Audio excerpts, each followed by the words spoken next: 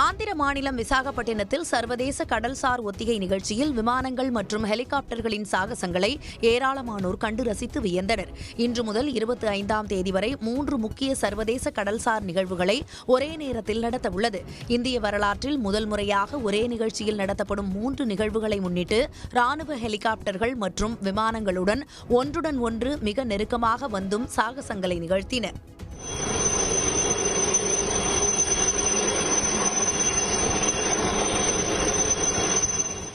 விசாகப்பட்டினம் கடற்கரை மணல் பரப்பில் டாங்கிகள் கொண்டு ராணுவ வீரர்கள் நடத்திய சாகசம் பார்வையாளர்களை மெய்சிலிர்க்க வைத்தது.